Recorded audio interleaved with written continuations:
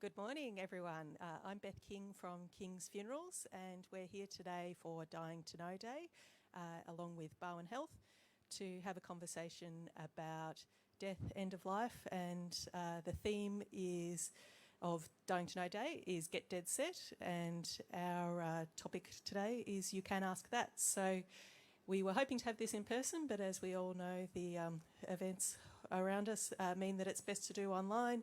So we really hope everyone who is with us today on the live stream can put some questions in the comments, and they'll be passed on to me for me to chat about with the team, who I'll be introducing shortly. And we'll also have a prize for questions, which will be handed out. So we'll get this to somebody. This is the Death Deck, which is a sort of conversation starter about death. It's a little game that some people might like to play. Others might not be sure if they like to play it until they get into it and have these conversations, which are really important. So what I'm going to do is hand over to the 4 other people on the panel with me to introduce themselves and a bit about their role. Good morning. My name is 𝗕𝗵𝘁𝗵 and I work with the Barwon Health Advanced Care Planning team. I've worked with them for some time, and it's a great opportunity to talk to people about their values of what's important to them around end of life and end of life care, and what in particular they'd like their families to know, so that if something suddenly happens to them and they become acutely unwell and there's an event that occurs to them, we can actually have a discussion around what is important for them. And it focuses on the things they like to do, and that's really important because it's such a topic that a lot of people don't want to talk about. They don't want to talk about things that might be scary to their family, or I don't want to talk about that, or the family doesn't want to talk about that. But quite frequently we find that if you're talking to patients, they actually want their families to know what they want. And it's really a lovely privilege to be involved in this space, and I have been for some time. I'll hand over now to my next panel member. Hi everyone and good morning. My name's Amanda Myring and I'm part of the supportive care team, as my role is in spiritual care, so working in with patients. We do home visits and also visit in the palliative care unit, and we work in that really pointy end of when people are really facing those challenges and the fear of death. So I find that a really interesting area to work with patients. It's a very intimate space, but we hold a safe space so that it is sort of those conversations to be had that, probably not ones that they can feel freely that they can have with family and their friends. So I really enjoy and relish that when we can bring up that topic of death. So that's me. Good morning, everyone. My name is 𝗕𝗿𝗁𝗵𝗏. I work as a community palliative care nurse with Barwon Health. I've worked in palliative care and oncology for a bit over 30 years now, and working with people who are coming towards the end of their life. It's very challenging, but it's also a great privilege to be able to walk that path with them. We get to see some very difficult situations in the home, and we're always very grateful for the supportive care team like Amanda, and also for Tim's team with advanced care planning, because so many people get to even quite an advanced age and don't even have a will, and we can start that conversation going. So yes, I love what I do. So I'll pass over to you. Thank you. And I'm 𝗕𝗿𝗵𝗁𝗏. I work with King's Funerals, and like Carol, I consider that I've got the privilege of helping people arrange their final journey. It always interests me that people have so much individuality when it comes to planning a funeral, and they want to express that in their own way. So, but a lot of their families don't want to hear about it, so they're able to come to me and we can record what they need or what they want for themselves, and then help the families at the time of the funeral to carry that out. Thank you. Great, thank you everybody, and welcome, and looking forward to a great conversation. So we're here. We didn't introduce that we are broadcasting here from the piano bar, and we'll be hearing shortly from the lovely 𝗕𝗵𝗹𝘁𝗵 will be playing us a song. And at the moment he's overseeing the live stream in a much more professional and experienced way than we have ourselves. So we've actually already had our first question come through. So we'll ask that first, and then we'll hand over to Andi to play a song for some more thinking time. But please, again, we have questions ourselves we can ask each other, but we always love questions from people who are sitting, watching and curious about anything to do with end of life or death or funerals. And to fully introduce myself, I'm Beth King. I'm the General Manager of King's Funerals, so overseeing the business in the pre-need area that Julie's involved with, in funerals, in all aspects of our involvement in the community. So a question here is for Tim. How long is the wait time for an appointment with advanced care planning? And that's from a different Julie. That does depend at the moment. We have been having trouble, not trouble, but it's been delayed because of COVID, unfortunately. We've had to delay some of that. But advanced care planning doesn't necessarily need an appointment with us. We do help people with that if they want it. But the other thing with that is that I would encourage people to actually have a look at these documents that are available online, not just the Barwon Health's documents, but they're actually available with the Advanced Care Planning Australia website, and you can go to your state and have a look at, download the documents for Victoria, have a look at those, print them off, and then start the discussion. And it doesn't have to be a formal discussion. It's actually really an important discussion about what's important to you with your family, because once your family knows, they can actually say, oh, I remember Mum and Dad talking about that if something does occur. And so I appreciate the question is about how long the time is with us to get an appointment. That varies, and we can, I can't tell you that exactly, but the whole thing is, my point is you don't actually have to wait for an appointment. It's great if you have actually thought in advance before you speak to us, and we are doing a lot of phone consultations at the moment because of the COVID situation that we've had over the last couple of years. But I would say that I'd encourage you to have that broader conversation, and it's around the dinner table, it's around lunchtime, it's around an afternoon conversation, because it's those casual moments when somebody has said, you know, I couldn't stand that. If that happened to me, I don't want that to happen. Because we've all seen situations where something suddenly happened to a neighbour or a friend, and everybody agrees how tragic it is, and they can see themselves in that situation. And I think it's so important, really, for everybody to say to their important people, I don't want that. And if I don't want that, it's been documented, and that's the other aspect of that, documenting it. And you can do this yourself. And again, a group conversation is much better than a singular documentation, because then everybody literally is on the same page. And then you don't have a squabbling family member who said, but I don't recall that being said. And there's less likelihood of disagreement or disharmony at the end of a life, which has been a great life generally, but people, it can fall apart if there hasn't been that cohesive discussion. So, okay, the waiting time for us can be a couple of weeks or a month, depending on what it is and how urgent the situation is.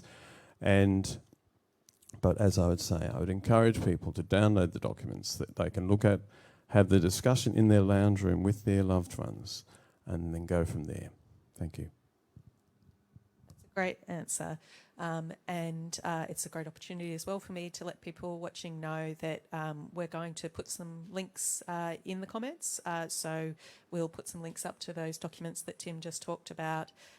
We'll also put up a link for people who aren't lucky enough to win the death check, who want to buy one for themselves, and that's for sale through an organisation called End Stage Matters, which actually my aunt, for full disclosure, is one of the partners in that. And if there's some answers that we don't have the sort of links for immediately during the conversation, we'll upload them afterwards in the sort of hours and maybe a day or two afterwards. So feel free to come back to this and have a look again if you've got any questions, and to see if there's any more documents that might help you with that. But I'll hand over now to Andy, who he's going to play a song that is, well, I'll let him explain himself the background of, it's to do with funerals and popular songs. Yes, funerals and popular songs. Well, we were just having a quick chat before that I think, was it you lot at King's on your blog put together the top 20 funeral songs, and there were some absolute stunners on there, including one of them was Light My Fire by The Doors, which I thought was quite funny. What was some? Do we have some of the other ones? We probably don't. Oh, there were a couple of crackers. But we settled on this one as a nice one to sing. And it's one that I sing when I'm performing on cruise ships. And it's a very special song because it's the theme for the Liverpool Football Club. It's got a lovely message in it, but I remember watching on the television when, it was years ago, when Liverpool came out and played a friendly against Melbourne United. And we had a packed house at the MCG, as only Victorians can do, but 95,000 people all singing the same song, and it was just beautiful. And to me, it speaks of the power of music to bring people together. But of course, it's a great message for those people that are going through an end-of-life journey at the moment, or staring down the barrel of that and what that means. But this song, You'll Never Walk Alone, I think would bring a great deal of comfort to people during a tough time. So I'll do my best with it. When you walk through a storm, hold your head up high and don't be afraid of the dark.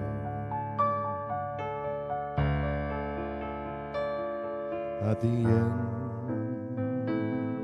of the storm, there's a golden sky and the sweet silver song of the night.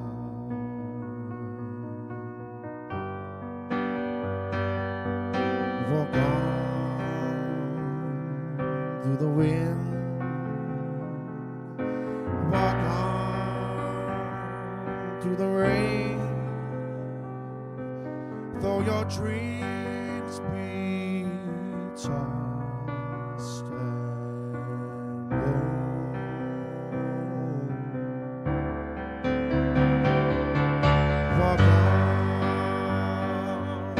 Walk on with hope in your heart, and you never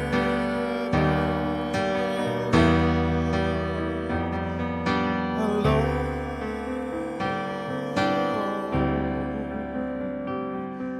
You never walk alone.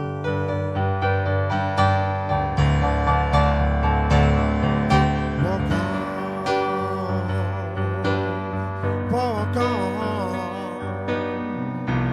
with hope in your heart, and you never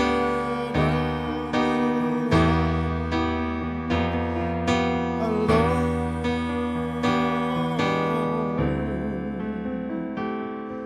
You never walk alone.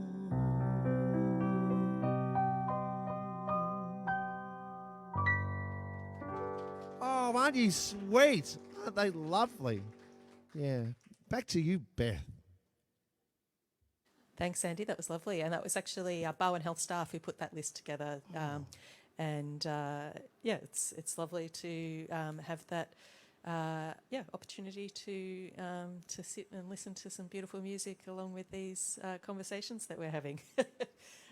So we've had a couple more questions come through, and I'll ask one again. It's around advanced care planning, and then we'll speak a bit more about some of the other elements to do with palliative care and pre-planning funerals and other elements to do with end-of-life death and funerals. So this question's from Peter. Who makes the decisions if there's no advanced care plan in place, and are advanced care plans legally binding? Great question. Thank you, Peter. Who makes the decisions?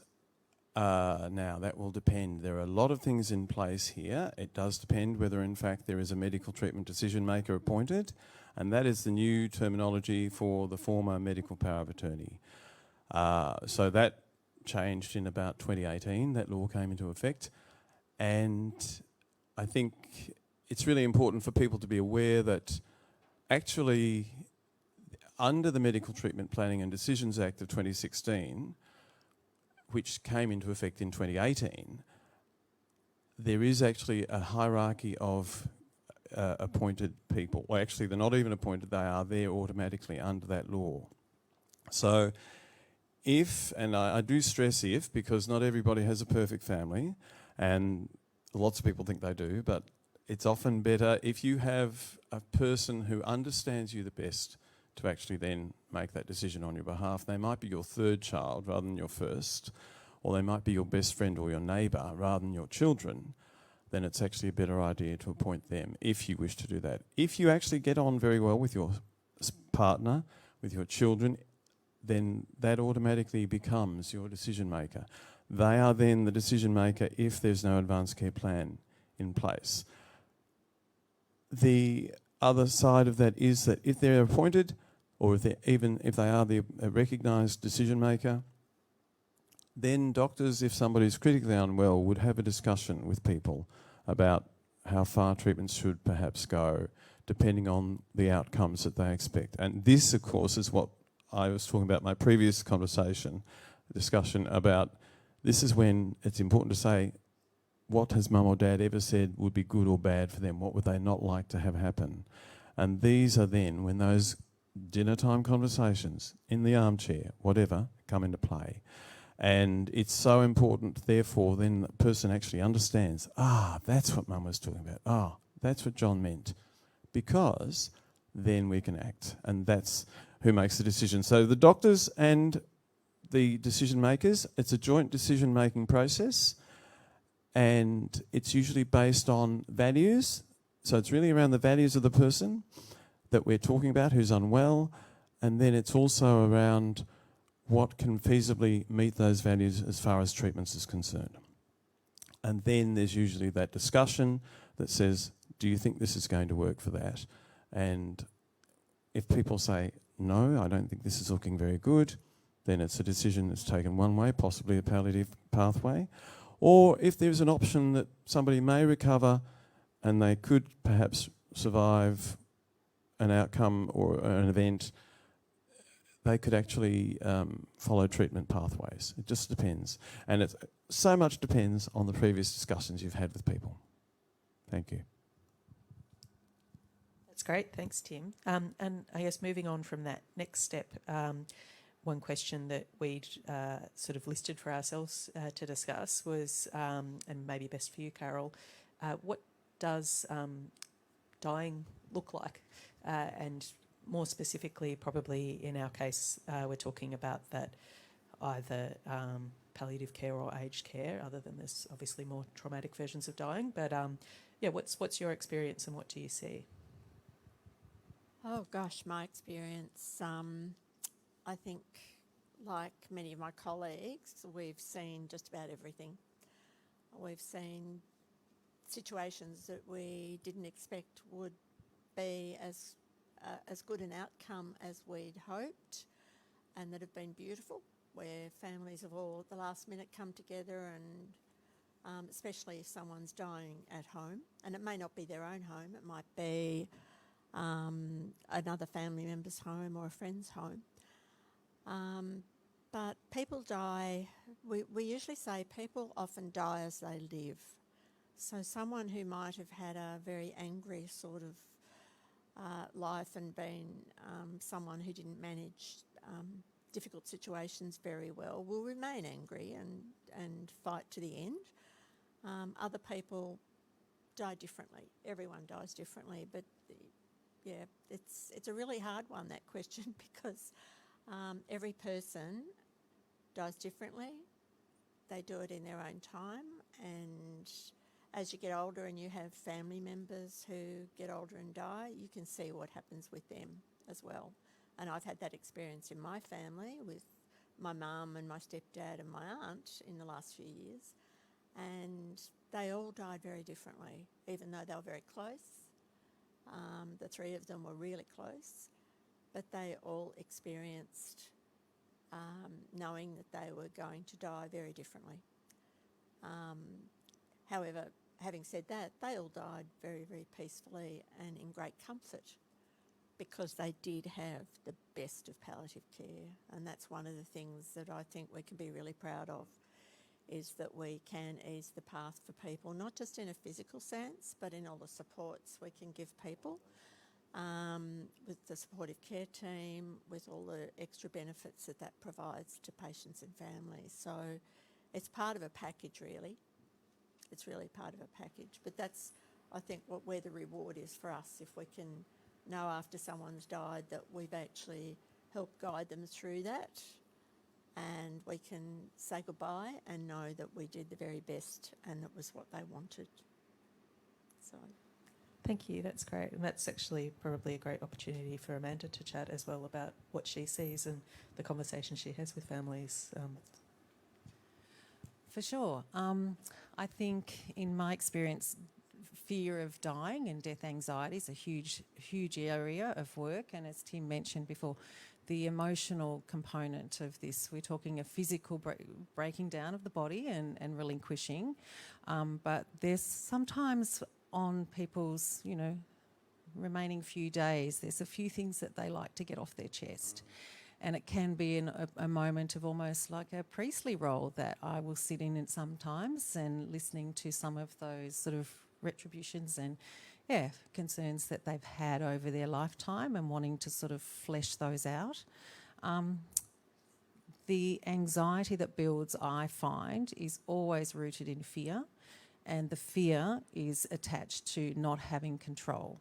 So I think having these discussions and being able to openly discuss death is a really key part of that for us as a society. We don't do death terribly well, I don't believe.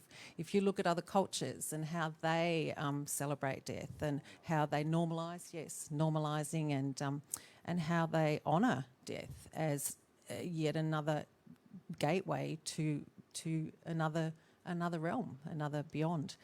So there are, of course, people with religious, and part of my work is sort of making sure that religious requirements are met, and that really probably provides a scaffold for a lot of people who link in with that religious component.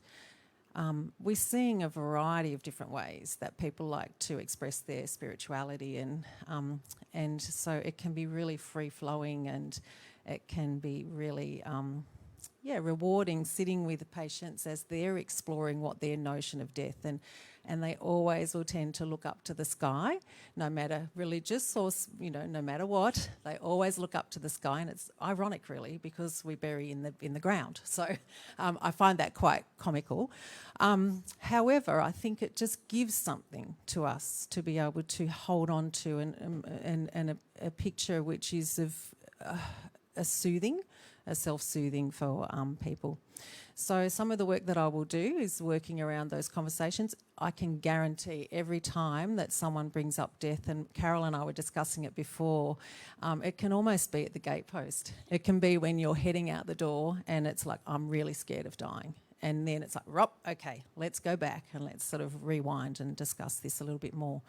But yeah, some of those deeper conversations about where they're going, what they're anticipating. It is generally, as I said, rooted in fear, and that fear can be overcome. There are windows of opportunity that can present. Illness takes a trajectory into approaching death, and then end of life, and then how you want your body to be, taken care of, and then into your celebrations. So it is a cycle. It's a linear, and if you can engage people with that conversation, that window of opportunity is a big thing for me. Sometimes people don't get to those windows. They're still sitting in that space of the illness and looking for more treatments and chasing, and have retained, maintaining their hope. It's not for me to take away someone's hope. However, it is that really rewarding part of my work that if I can have these frank discussions with people at pivotal times, be proactive rather than reactive. So often we see in the units, none of these conversations about advanced care plans, wills, anything has happened prior to, because that fear. Yeah, the notion that they weren't going to die. So, yeah. Has anyone else on the panel got something they'd like to offer on that? I was just wondering, Julie, if you might want to talk a bit about, sometimes you have conversations with people right at that sort of, 24 to 48 hours before the death, when they start to turn their mind. Some people, that's the first time they start to turn their mind towards funeral planning, and others wait until after the death, which is also perfectly fine. But yeah, some of your conversations are held then, and some of your conversations are held, 10, 20 years in advance of the death, and they're very different types of conversations, I imagine. Yes, Beth, that's so true. We have the whole gamut of people. Some people who want to talk about their funerals well and truly in advance. They're the easy ones to deal with because they obviously accept death and are happy to speak to one and all about it. The ones that come 24, 48 hours before the event is always the difficult one because we feel that people should be spending time with their loved ones at that stage, not necessarily talking to me. But always very happy to help if that's the situation, if they've finally grasped that idea that yes, the end is near and that's what they have to approach. But yeah, ideally, I suppose it's those families that come. The ones that stick in my mind are the families that come when they've found out that their loved ones had a prognosis that they don't want to hear, but the patient doesn't want to talk about it, but the family does, and that to me is the family's way of helping move through that. Whether it's the 𝗲𝗁, the advanced planning, or the funeral planning. So that's always a great acknowledgement that the family want to help somebody. Before the actual person is ready to talk about it. So, we've got a big gamut of people that come to talk about it, and happy to help anybody at any stage, really, when you're ready. Yeah, thanks. Thank you, everyone. That was a really interesting conversation. So we're about halfway through our stream, and thank you to everyone who's joining us live and to anyone who's watching later the recording. I hope you're finding this helpful as well. We've had a couple more questions come through. One I might actually take. It's from Melanie. Do you still embalm bodies? And yes, we still do have that as a service. It's certainly not all people who come into our care. It's definitely the minority, which is just how our company approaches it. Others do more. It is required for certain circumstances, such as what we call a repatriation. If somebody's died in one country and they need to go to another country, they'll need to be embalmed in that circumstance.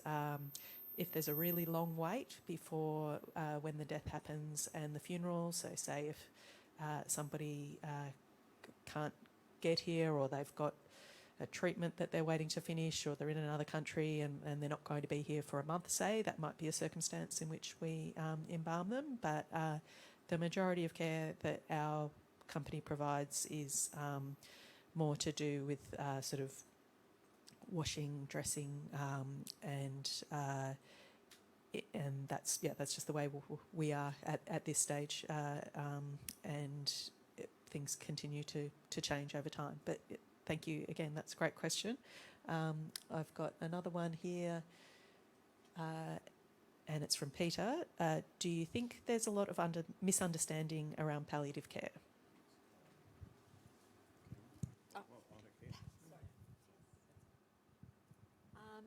Yes, I think there is a lot of misunderstanding about palliative care, and I think anybody who, and my colleagues here as well, and other people who work in our industry, know exactly the same thing. Many people think palliative care means that you're going to die very, very soon. And of course, as we know from experience, we have people on the program sometimes for years who might even come and go from our program. I think we've had one patient on for 4 years on our program with community palliative care. So when we get a referral for somebody, if I'm actually making that first phone call, I always ask them why they think the referral has been made to us, and just try and get a feel for what that is. And I know when I've visited people at home sometimes, they're often frightened of me and what I represent. And my discussion with them centres around the fact that palliative care is not about dying. It's about living as well as you possibly can until you die. So it's really living well. And you often see people looking much more relieved when you explain that to them, that we're not there to help them die, we're there to help them live.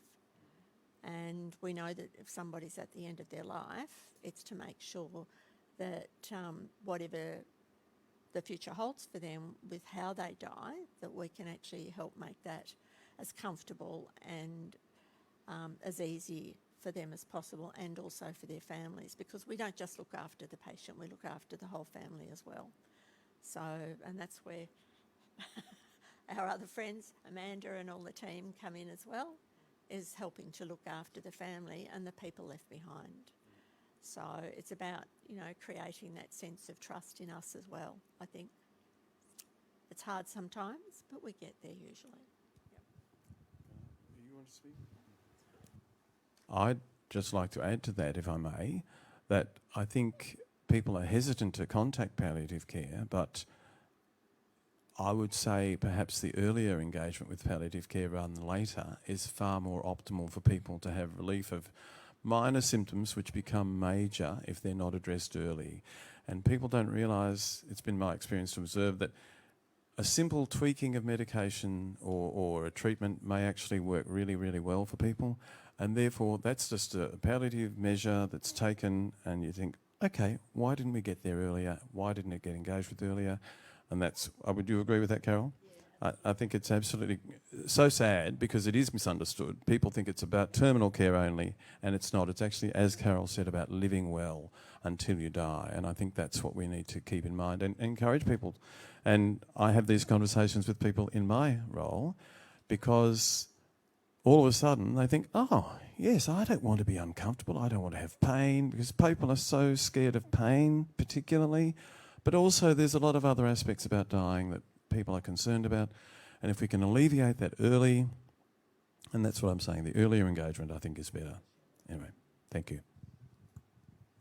That's great. And it's interesting, just striking me as well. So we obviously come into contact with each other regularly, but it's at just generally the point of the death has happened, and then it's handed over to our care to look after the family. But there's an interesting question here that I'm interested to hear your answer of what you say to families and then what we say as well, and see if we're actually on the same page or that we're understanding each other. So the question is, how long can you keep a body at home before it needs to go to the funeral director? What do you tend to think or say to people when you're asked that?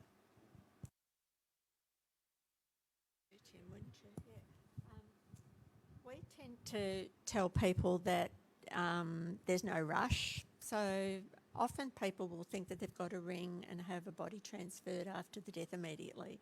We know that's not the case. And strangely enough, we still do have families, even families where we've had a very good relationship with them, who still haven't discussed what funeral director they're going to use once the person has died. And recently we've actually had a couple of people who have remained in the home overnight. Occasionally we'll have people that want to keep a person there for longer than that, and that again depends on the conditions in the house, whether it's a really hot weather that we're having, it's a whole range of things, and we have to go through all of that, whether people need cooling sheets and other things in the home. So it's about the circumstances at the time, but I think just letting people know that they don't have to rush, they can take their time.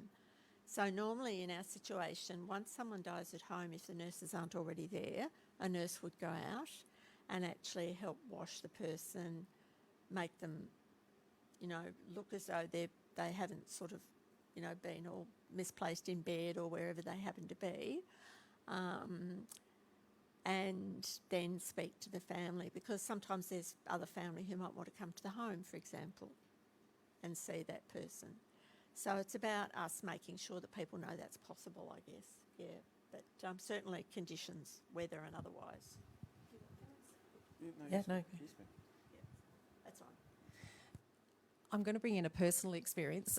So I'm of Irish tradition, so we waked my 3 loved ones who died last year at home. And I would say, because we're talking about heading towards death, but there's also a really important component, the bereavement that happens afterwards. So that's where I wanted to jump in, because I felt that having that person at home with me, I was able to go and feel and understand and recognise and acknowledge, yep, they're really gone, they're really dead.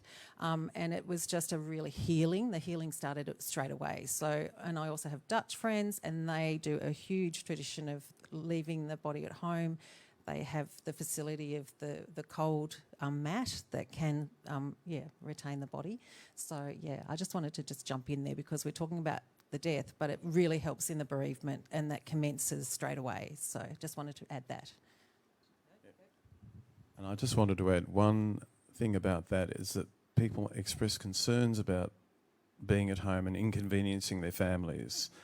And quite often, the families are more than happy to be inconvenienced, because they are in the most familiar environment that anybody could be in. And I think the hesitation around dying at home is sometimes based on, I don't want my family to see that and remember that. But in fact, sometimes it can be actually a joyous privilege. That's all I would like to say to that. Julie. And yeah, I'm just going to add that often I feel that people ask me if they can stay at home because they need permission to be able to do that. Here in Australia, unfortunately, we're very used to kind of speaking about death as a morbid subject and not accepting that people can stay at home.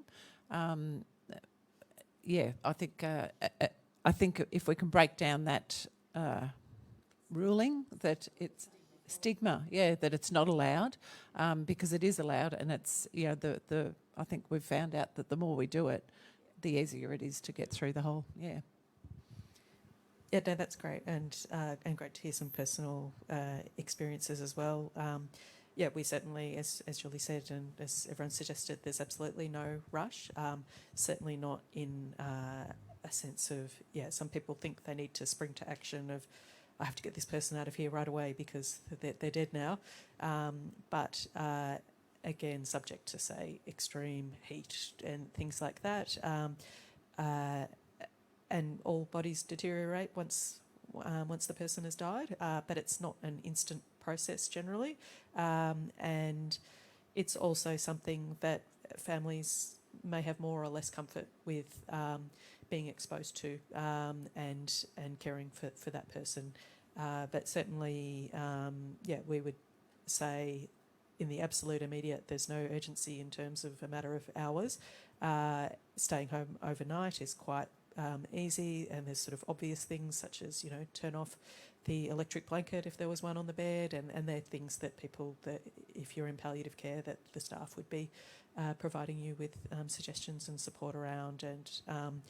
And we're just starting to explore that a bit more, as well as, historically our funeral business has been more in, we call it transferring the deceased person into our care relatively soon afterwards, but we have on order a cooling blanket that we'll be able to allow people to be at home once we receive that in a month or two, and that's something that would allow people to be home for more than that, sort of 1 to 2 days is fairly easy.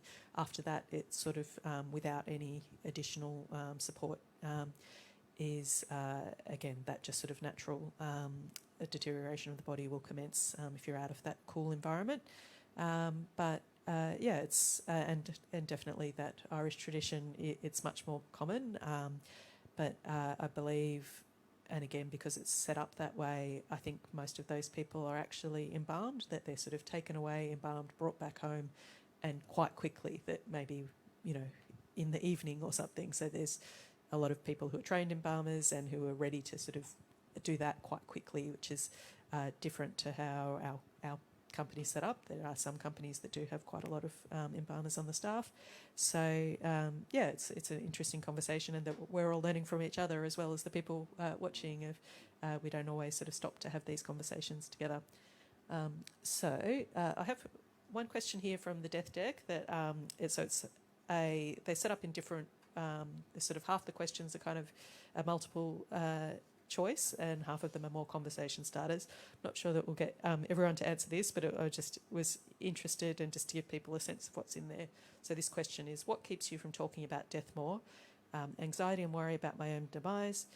B, it stirs up too much grief from prior losses. And C, nothing. I accept it and talk about it pretty openly. My reflection on that, and I'm happy if anyone else's, is that obviously we're talking about it fairly openly right now, and in our work, that is all what leads us to do that. But it's still really difficult when we're thinking about our own deaths or our own parents or friends or siblings, that it's not easy, and in some ways it can be harder because you're still working with people who are at end of life or bereaved people, and yeah, so I wouldn't want people watching to think we're these kind of perfect creatures who are completely comfortable with death. It's certainly still really hard when it happens to us, and still, you know, not necessarily something we want to acknowledge, that our own deaths are coming, as much as we want our clients to acknowledge it for themselves. So anyone who wants to comment on that? I would only add to that, if I may, that there are 3 aspects that the current groundswell survey this year found out about advanced care planning, that people want to talk about it. We need to talk about it. We need to write down what we want. The third challenge to that, and this would probably challenge us all, is to actually write down what we want for our own service or eulogy. And that sounds like a great idea, but actually when you actually come back to thinking about it, it could be a little bit challenging, because you think, oh, how do I want to summarise my life? But in fact, that's the third aspect of, you know, the written plans that you want, the conversations you have with people, but then planning for yourself and what you would like from that service. Okay. I just wanted to add too, we've talked about the Advanced Care Directive, and there's nothing that's dissimilar, that you can actually really spend some time contemplating what it would be like for you, where you ideally would like to be located on your, and, you know, challenging and exploring your own death and what that looks like for you. You know, there's a lot of different parts and components to that. Who do you want there? Who don't you want there? Do you want to be, you know, fresh air? Do you want the blinds down? Like, all of these things, it there again comes back to feeling a sense of control when we may be at that point, and yeah, values exactly, of what it is that we ideally would like to see transpire in our death. And it's really worthwhile spending some time and contemplating that. So I think there was actually a link with the Dying to Know Day, and it had a bit of a checklist. So a link that was embedded into this. So the Get Dead Set. So have a look at that and sort of really pour a wine and just sort of think about, or not, or coffee, a bit early for that. And yeah, just really consider it and think. And I actually went through the experience because I was doing a Death Walker course recently, and I sort of sat there with my daughter over in the evening, and we just went through all the questions, and it was fantastic to sort of open her eyes to what she now knows what I would like, and that takes a lot of pressure off people around the loved ones that are trying to sort of, you know, coordinate this, because dying at home can be challenging, and and with the support of a really key palliative care team, they bolster that and they give the capacity to the people. So, I think it's important to reflect and think. I think we've got another contender. Over to you. I'd just like to make an extension on what you were saying with whether you want to have the window open or the blinds down or whatever, and that also extends through to the funeral process. Do you want burial? Do you want cremation? Do you want a big service? Do you want just a small service? What songs do you want played? All that kind of stuff. That you're taking control of something that you won't have control of later. If you can just, put those down in writing or have a conversation with family that might be arranging the funeral, just makes it so much easier. I think, unfortunately, Beth and I see families come and we ask them whether it's a burial or cremation, and they don't know. They've never asked, or the person who was dying has said, it's up to you to decide. Well, it's not a very easy decision. I've had to make a decision like that of somebody who hadn't decided, and it's a really tough decision to make. So if you can just give it 5 minutes thought and just an idea to somebody who's organising the funeral, that's so much more helpful. And Andy took that cue very well about talking about what songs I might like played. So we have one more song from Andy, and I've got a couple more questions that we'll get to afterwards, but we're fast heading up to the end of the conversation. It's been fantastic. But hand over to Andy for another song. Well, not all funeral songs are... Oh, I've just lost my piano. I've got to turn it back on again. It's not a real piano, folks. I'm just breaking the illusion. It's a digital one. I know, how disappointing. There we go, we're on.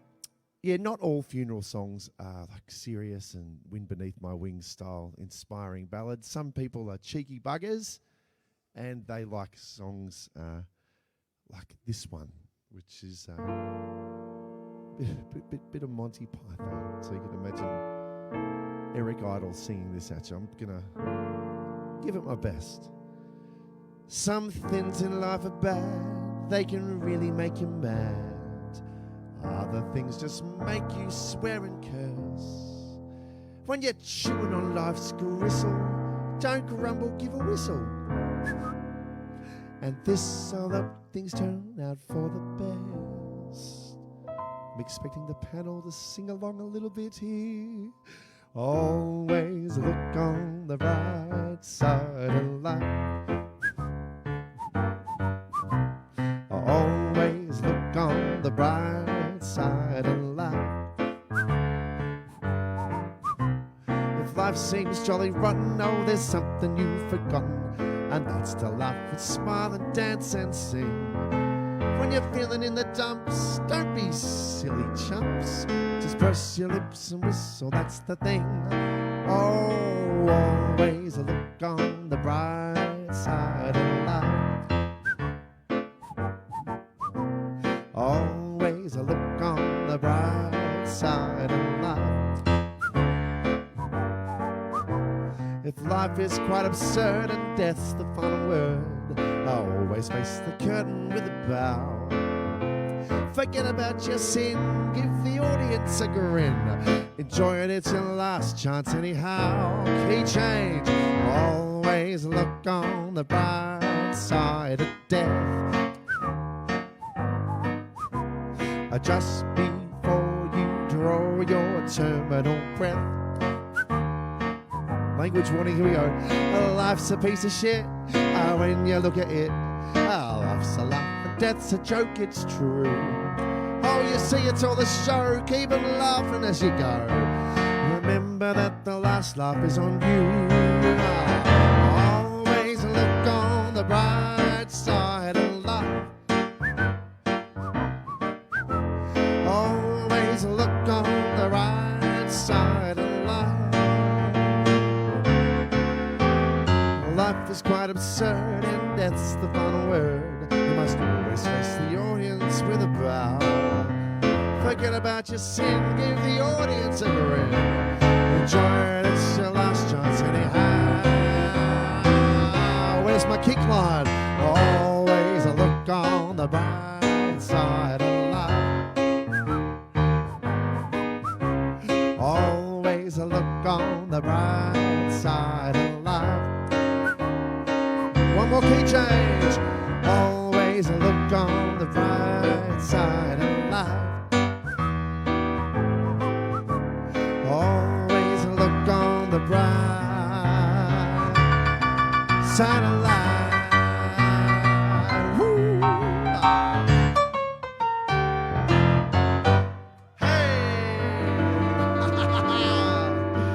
Oh, that's a bit too much fun.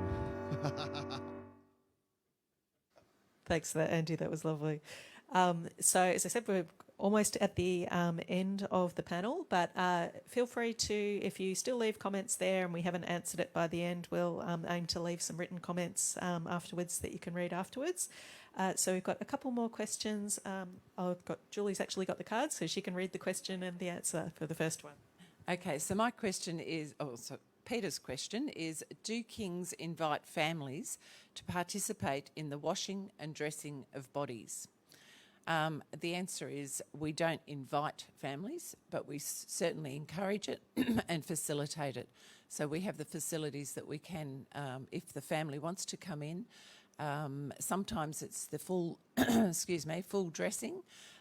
Maybe it's just makeup because I know exactly how mum wears her makeup, or it's her hair because you'll never get it right because she's, balding or whatever.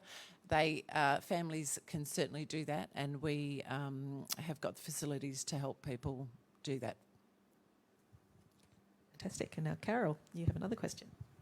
Okay, the question is, do you think the patient knows that the family are with them at the end and that they are not dying alone? And that question's from Billy. The answer is absolutely. Patients do know. As nurses, we're taught these days, don't know about when I was very young, in the olden days, where we were taught that, when someone died, they died. There was nothing. We know differently that, there's a whole range of different things that happen when a person is dying and after they've died. So what the current beliefs and what people are taught is that one of the very last senses to go from somebody is the hearing, for a start. So that's why even in an intensive care unit, the staff will tell families to talk to the person. We still say talk to them, and we talk to people.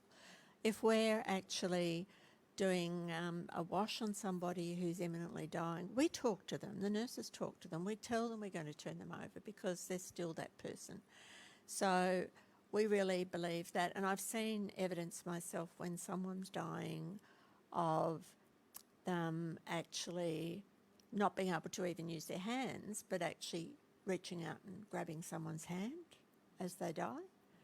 And it's going to make me cry because all those things make me bring tears to my eyes still. But I've seen it happen so often that that's what happens, is that people get some sort of sign. Sometimes it's something we don't see, but someone feels, but they definitely know that they're not alone. Absolutely. I'm just going to add a personal story to that one. I had a friend in about 20 years ago. Her father was dying of cancer, and the family were told to come in and say their last goodbyes. And my friend, I'll use a different name, but let's call her Judy. My friend Judy went in to see her father. She had had quite a tumultuous upbringing with him. She was the rebel teenager. She was in her, early 30s at that stage, and she went in and she said, she said her goodbyes, and she said, "Dad, I love you." And didn't expect a response at that time, obviously. That was fine. But somehow, miraculously, Dad came back to, he became well again. And months later, when she was at home with her father, he said, "Yeah, Jude, I love you too."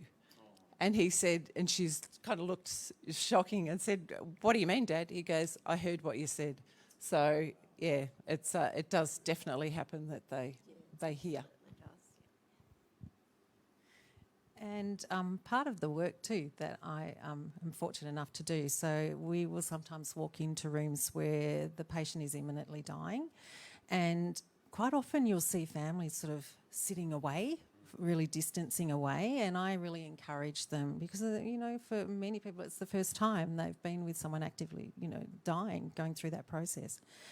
So to encourage them to sit in close and not have, and also be respectful if some of the family members would like one-on-one time with that beloved, their person, that we sort of kind of monitoring for that as well, so that, you know, there again, they have their chance to say their last goodbyes. So don't sit on the periphery, but lean in and be up close. And also too, like you're saying, Carol, whenever you're doing any work and with someone that is unconscious, that I'll always go in and introduce myself to that patient. Hi, Mary, I'm Amanda. I'll be taking care of your family members today. Don't you worry. And it can give them a little bit of peace and you're modelling the behaviour and what, you know, that this person can still hear. So be very respectful of that, because it's nothing worse than having the conversation about, I don't know which funeral director I'm going to be ringing and all of that, and I'm just encouraging them that your loved one can still hear. So it's definitely something I've witnessed and would confirm. So thank you. Oh, that's great. And it's interesting at our end, when the person's died, we still, you know, treat them with the dignity that, you know, they are still people. And there's times we would still talk to them as well of, oh, there you go. And, you know, just it's a sort of, natural response and in our experience that it's probably less common because, and everyone has different spiritual beliefs, but the body is definitely deceased by the time they're with us. But it's just, it's good to feel that connection with the person even when they're past the point of being, you know, quite lucid and connected. Yeah, absolutely. So we had our prize we talked about at the beginning, the death deck, and we have a winner of that prize, 𝗕𝗿𝗶𝗴, who's sent us some wonderful questions that we've been chatting about today. He's been responsible for some of those, and we'll put in the comments an email address for you to email Peter to get the prize to you. So I think we'll do one last question I've got here that I can speak from our side, and we'll see if there's any additional answers you have. But this is from Shelley. Do any authorities need to be notified straight away when someone passes away? And so the first thing I would say is that it depends if the terminology that we use is expected or unexpected death. So if it's an unexpected death, which would be perhaps some kind of, traumatic incident like a car accident or someone who is not unwell. So generally someone who's young, unless they have cancer and are expected to be dying, the coroner will need to investigate there. So you would call either the police or the coroner or the ambulance, or depending on what that circumstance was, and then those investigations would happen, and the coroner would take the person into their care for a period of time until they're released to the family's chosen funeral director to proceed with those funeral plans. But generally, the vast majority of times, if someone is in palliative care or in a hospital or an aged care facility, their death, it may not be expected that particular day, but it is. They have a series of conditions which are expected to lead to their death at some point, and so a GP will be happy to write what's called a medical certificate of cause of death, and that's kind of the first step, and that actually doesn't need to happen immediately. That if we've got a GP that we're fairly comfortable, we'll do that. It's then back to there's no rush. So if the death was expected, there is no rush. The funeral director's there to help with their side of people to contact over time. So registering the death actually happens after the funeral, and that's how you get the death certificate from the Registry of Births, Deaths and Marriages. There's no urgency for those details. The funeral director will have to be called at a particular time when you're comfortable and ready for it.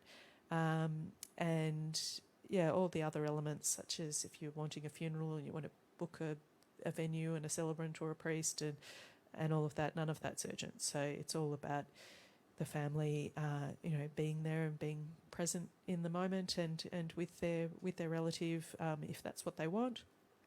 And just on that as well, there's no rush to arrange a funeral. Sometimes people can meet us 2 or 3 days or a week or more later, it's some people, it's right for them to get right into that straight away, the same day, and for others, it's right to just have a bit of a rest after that, going through that end of life and dying process. But is there anything else that you would add other than calling the palliative care nurses, and what do you see as essential to happen if there's someone who's been in palliative care?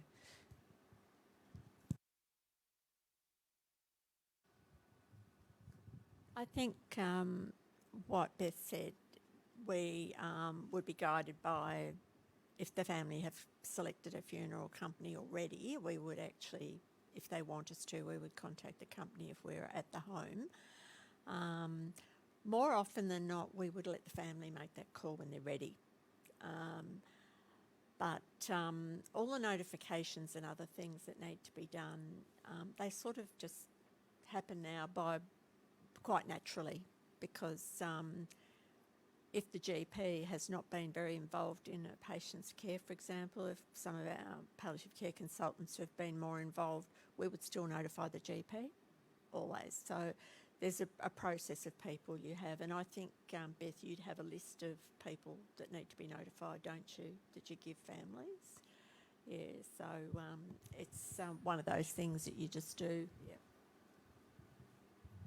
And I'd just like to add, if I could, so much of this boils down to the conversations you've had in advance, and then so much, the authorities don't need to be notified as such, but actually other decisions about funerals and what you want, who you want, are all about those advanced conversations. It's fantastic, and it's a great privilege.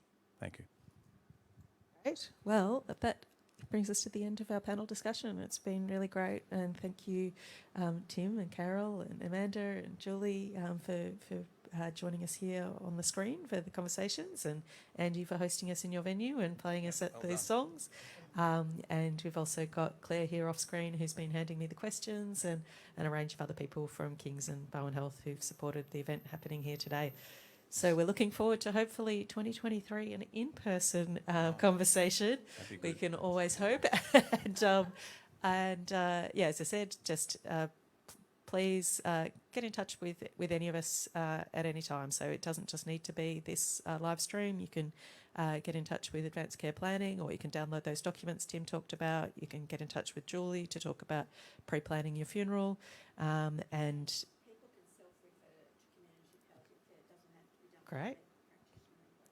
Fantastic. So Carol was just saying people can self-refer to community palliative care, so you don't need a medical practitioner to do that for you. So, and even if you're not ready right now, you can just call up and have a chat. But as Tim said before, it's always better to have the conversations earlier than later. So I hope people have found this useful and thought-provoking conversation, and looking forward to chatting with people as we see you in person or online over the coming months and years. Thank you.